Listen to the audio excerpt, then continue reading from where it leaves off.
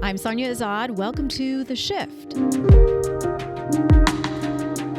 a place to inspire growth, resilience, and wisdom, real connection, healthy conversation as we navigate life's changes and challenges together. Because, as I like to say, we are all each other's teachers. Thanks to our friends at the Villages of Lake Highlands for making this podcast possible. Hair and makeup generously provided by Glam House Collective. I'm Sonia Azad. Welcome to The Shift. We are at Dallas Irby today, and I'm here with my friend Missy Buchanan. Thank you so much for being here. I'm excited to be here with you. We have a lot to talk about, but I want to start by asking you in one word, how are you doing today? Oh, in one word, I'm doing terrific. Terrific. Terrific. I like to know what people are coming to the table with. So it's nice to know that you're doing well. Yeah, clogged up head a little with seasonal allergies, but otherwise terrific. So It glad to be here. Well, we have had a lot of Twitter exchanges for years, and so it is really an honor for me to be sitting here with you. I've read your book, Voices of Aging, and so I do want to talk about kind of caring for our older population. Before we get into the specifics of what I want to talk about, how did you become such a passionate advocate for this group of people? That's a good phrase to use for me, passionate advocate, because it is not by training, it is not my educational background and whatever, but it is out of passion that I think became born as I dealt with my own aging parents. And I remember there was a day when I went to their senior community and I watched an older gentleman who had just been seated at lunch, and his plate was full of food. And he looked out the window and he could see the mailman come and begin to put the mail into the mail slots. He literally left his plate of food, and I watched him go out, and he opened his mailbox and I could see through the window, and his face just dropped because there was nothing there. And I began to really pay attention, I think, as I would hear conversations among the older adults themselves, and one would say to the other, "How you doing today?" And the other would say, "I'm just here. I'm just here." And as a person of faith, that really bothered me a lot. I thought, that's not right. They have purpose until their last breath, all of us do. And it was from that and caring for my aging parents, and I think it was just that awareness. And as I began to explore, there were really, there were a lot of things written about older adults and about aging from either, medical field or sociological things or whatever, but very few resources I think that were written to them and for them. And so that became my goal, was how can I not only encourage but challenge older adults in this late season of life. When you talk about you became more aware of this season of life, do you remember how old you were then? Because I feel like people don't pay attention until they have to. Right. Right. Something happens where they have to. That's exactly right. I was in my 50s. Okay. I was in my 50s. I'm the youngest of 3 kids, and I was the sibling that was closest in proximity to my parents. Okay. Both my brother and sister live in Austin. And so since I was near, I was the one that began to kind of go on that journey with them. They were able to, well into their 80s, they were still driving for Meals on Wheels, delivering to other people, and whatever. But as often happens, it's change over time. For some people, it could be a stroke, a heart attack, something happens and life changes in a nanosecond. For my parents, it was change over time. And it was that awareness, I think. By then, my youngest one was in college. And so, I felt that sandwich generation to a degree, but not nearly as much as someone who would have their kids all still at home, whatever. And I ask that question because a lot of people who might be watching and listening to this are in their 30s or in their 40s, and they're kind of just wrapped into, their lives and in their own bubble, and may not be thinking of their aging parents or their own aging process, right? Like sometimes we see it in little ways like wrinkles and gray hair, but that's very surface compared to like the stuff that you talk about in your book. Why did you do it in this way? Because this book, and I've already recommended it to so many of my friends and people I've had on this podcast, by the way. I recommend it to a lot of people. The way that you go back and forth and weave these conversations in to the older adult and then also to the adult child, as you call it, right? Why did you choose to do it in this way? I'm glad you asked that question because it was kind of a humorous experience. I was at the Denver airport. This was a number of years ago, and I'd been speaking, as long as my parents were still alive, I did not go to speak to different groups on topics of aging. But once they were both gone, then I began to travel. And so it was winter, I looked at there's snow on the ground, it's cold, and I'm in one of the airport restaurants, and there's a group of, I'm gonna say they were probably in their late 40s, and going into their 50s, maybe some in their 50s, women. Okay. And they all have on tropical clothes and flip-flops. Yeah. Everybody else has on winter boots and jackets and whatever. And so I was seated so close that I could hear everything that they were saying. And one would say, I wasn't even sure I was going to get to come. Dad ran into the mailbox, and whatever. And then, well, I was with Mom in ER on Monday, and I wasn't sure either. And I realized that they're all talking about their aging parents and that they were planning this trip as kind of a respite from that responsibility. And then I thought about the number of times that I go to speak, at senior communities, older adult ministry groups and whatever, and I'll hear the older adults, and they're all gathered together talking about their kids and whatever who, won't help or won't do this or whatever. And it dawned on me, I thought, they're not talking to each other. The generations are not talking to each other about the hard things of late life. And so I thought, how can I help them each try to stand in the shoes of the other generation?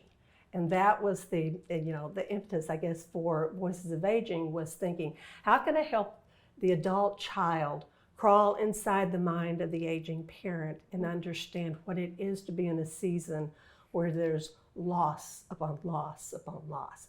And how can I help that aging parent understand and remember what it was like to be that 40 or 50-year-old person who has so many responsibilities, and to try to bring those together to understand and on that journey to make it easier for both generations. The word that comes to mind when I read this was compassion. There's so much compassion layered through this book. And I read it, I think, in one day at the pool because it was a page turner for me. But you go through some of the topics here: money, dignity, memories, doctors and hospitals, can't take it with you, which I really appreciated, holidays, boundaries, death, laughter.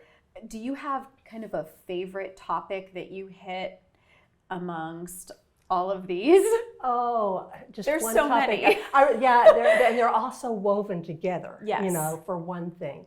The one about giving up the keys to the car is one that I hear people talk about a lot. I did not have that issue with my parents. I think that I know that I was really blessed, and that my grandparents also lived with our family when I was growing up. So I was used to that multi-generational thing. And my parents were both very, very wise and very proactive as they aged. And I remember my dad sliding the keys to his van across the table, and he said, "We shouldn't be driving anymore." Really? So he came to that conclusion? He did. Wow. Even though he had not had an issue, and we would drive together some, but I think he felt that sense of responsibility that he just knew that it wasn't the thing to do. Yeah. But I hear from so many other families that that's not the case. And so, in that I try to help them understand, okay, the adult child could be going, well, he ran over the mailbox, doesn't he understand he's going to hurt somebody? He might hurt somebody else. What if he hurt himself? And then you crawl inside the mind of that aging parent, and you hear him say, "That's my last shred of independence. They say they'll pick me up and that they'll take me and whatever. I'm going to be a burden on them then." And so it's trying to help those those two generations to stop and think about, okay, if I'm the adult child, what would it be like to suddenly not have my car and not be able to go the places I want to go? Yeah. And so while there's not often, I don't give you resolutions. I give you questions to wrestle with and think about. Yeah, and it's that empathy that I think is really captivating and relatable for people as they're reading this book. And what can you offer us to also, those of us who might be a little fearful of that part in life? What's interesting is that as I speak to older adult groups, and I've spoken to thousands and thousands of older adults and have conversations with them, and one of the questions I would ask, I would say, what is it that you fear most? If you wake up in the middle of the night, what is it that's on your mind? And I'll hear things like, well, I don't want to become a burden. I fear hearing the doctor say you've got dementia. I fear outliving my money. All kinds of things like that. And rarely would I hear them say anything about, I fear death. What I have come to discover is that most, not all certainly, but most older adults are not actually afraid of death. They're afraid of what's going to happen from the moment where I am right now until that moment of death. How will life unfold? Will I have a chronic illness? What if I do hear I have dementia? Where will I go? Who will care for me? Am I going to pay for this? In terms of my own theology about death, I think, no, I'm not afraid of it. I'm not ready for it yet. I'm trying to prepare and live the best life that I can. And I think that's part of, if we can learn to embrace our mortality, if we can learn to live joyfully, knowing that death is out there and it's going to happen, and just accept that reality, then we're able to live with purpose more fully while we're still alive. That's what I want to do, and that's the challenge I try to bring to older adults as well. Well, you use the word acceptance. I think acceptance is such a hard concept for people. We resist so much, whether it's that aging process or any of these moments that come along with it. Or that we based it on things of appearance. Right. Or things that we can do. There, a lot of older adults struggle with, the fact that I can't do what I once did. I can't do the physical things that I did when I was younger. And so therefore, I can't do anything. And that's so wrong. That's not right at all. And so trying to help them rediscover things, or find a new way to do things, or try something totally new you've never done at all. That is the goal, I think. When do you find that mindset that you're talking about shifts? Is it in this 60, 65? Is it after retirement, or after your kids kind of start their own lives? When does that happen? And that's a hard question, because I think it could be different for different people, certainly, whatever. But I think generally speaking, and I'll speak for myself on this and whatever, I think as your own children, if you're a parent and you see your own children grow into adults and you think, okay, I've done that, you've launched them, and you're able to stand back and have a different kind of relationship with them, and that's a wonderful thing.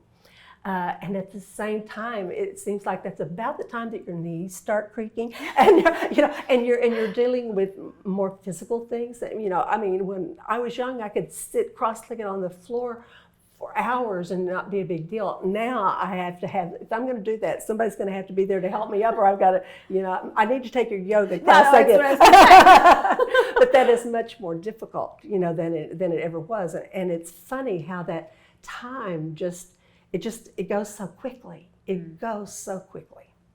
What's your advice to, let's say, people in their 20s, 30s, and 40s who might be watching and listening and thinking about their parents right now? My first word of advice is, don't go la la la la la, don't talk to me about it. So many younger people they really are repelled at the word aging. They really are, and that's a shame. It really is, because I think the more resistant we are of even talking about it, the less we're able to gain from the wisdom of those that are going before us. We are all aging. I mean, and that's just, we don't start aging once we get to be 50. And all you got to do is go back and look at your baby pictures, or your, whatever, and look at it and understand we all are aging. What can we learn from each other on this journey? Because we need each other. The old need the young need the old. And so the first thing is just to start talking about it, to inquire of their parents, have y'all thought about, or have you made any plans for, just try to get there. If you wake up in the middle of the night, what are you afraid of? Start. That's such a good question. It starts a lot of conversation that opens the door to real important decisions. I feel like people might avoid these conversations because it evokes such emotion. I mean, I'm feeling it right now with you just saying it out loud. And a lot of times people avoid emotions because we don't know what to do with them, especially when it's so close and so finite. Real. Yes. Oh my gosh. So real. Yeah. And then, so do you have advice then for the people on the other side of this conversation, the people who might be in their 60s, 70s, or plus, and are looking to engage their adult children? Yes, and that would be to, again, don't go la la la la la. Yeah. Be willing to talk with them. Say, I really want us to have a dinner together, and we're going to talk about some hard things, but we all need to be on the same page. I mean, whether it's things that include, medical things, legal things, financial things, but also heart things. Heart, not hard, but heart things. Of just, what is it that you want to use your last years for? Who do you want to influence? How do you want to impact your grandchildren, or if not, hopefully wider than your grandchildren, other generations? What is it you want to leave behind? What is that legacy? And families, not just families, but friends too, need to get together and make it a talkable topic. And I think once we could do that, it would be a really wonderful thing that would help all the generations. It's like, I sometimes feel like the older adults are waiting for the adult child to start the conversation, and vice versa. It's like a tricky it is. thing to navigate. I've had, my first book was called Living with Purpose in a Worn Out Body, and I had a woman that bought like 7 copies. And I thought she must be giving them to her friends. And she said, no, I bought these for my children. Oh, wow. And I said, really? Tell me about that. And she said, well, they don't understand what it's like to grow old. And I want them to understand. That's a little bit of what Voices of Aging is like, And so it's opening up that conversation and making it safe territory. And it's really, as I tell the older adults themselves, I say, this is a gift you're giving your family members. The fact that you're open to talk about, what your struggles are, because a lot of times the older adults will be resistant. They think, well, I'm from that can-do-it generation, and I don't want my children to know that I can't do whatever it was. We've got to make ourselves vulnerable enough to say, I need help here, or for that it's not a role reversal. That I think that's a mistake that a lot of younger generations make, is that they think, I've got to step in and I've got to parent my parent. And I will say that there could be some that would disagree, but I really have a problem with that topic of parenting the parent or role reverse, because as soon as you say that, just think you're robbing them of dignity. You're taking away their self-respect, because do you want to be treated like a child? Right. Or if you're 95, you don't want to be treated like a child, even though you may need help with your basic daily needs. And so, and I'll tell them, I say, tell me a 5-year-old child who started a business from scratch, or who's traveled the world, or fought in a war, or whatever, and so we need to learn to respect those life experiences, encourage and challenge. That's kind of the key word there. Tell us where we can connect with you best, because I know that there are a lot of platforms where you've kind of reached people, and also, I mean, obviously through your books, but you know, you have speaking engagements coming up. So I think people are going to want to connect with you, especially after this very short conversation. You have so much to offer. Well, if they're on Facebook, they can go to my community page, which is Aging and Faith, Missy Buchanan. Okay. And of course, I'm all over Twitter, and I'd love to see, and that's just Missy Buchanan. And so just, you know, hop in on the conversation, because I think that is so important. My website is just missybuchanan.com. So any of those three, you'll find me. Okay. Thank you so much for just taking some time for us today and sharing your wisdom and your book. I have deep admiration and respect for you.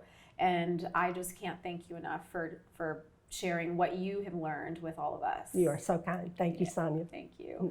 And thank you all for hanging out with us today on The Shift. Remember, if you have a comment or a question, you can always add that, like, share, and subscribe. We'll see you next time.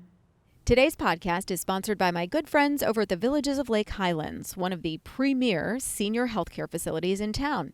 It's part of a campus offering a full array of senior services, including independent living, short-term rehab, skilled nursing, memory care, and outpatient therapy. Kelly Wolf and his wonderful team of physicians, nurses, and therapists provide outstanding, compassionate care. The Villages carries Medicare and Medicaid's highest rating, and they're consistently identified by U.S. News & World Report as a best nursing home.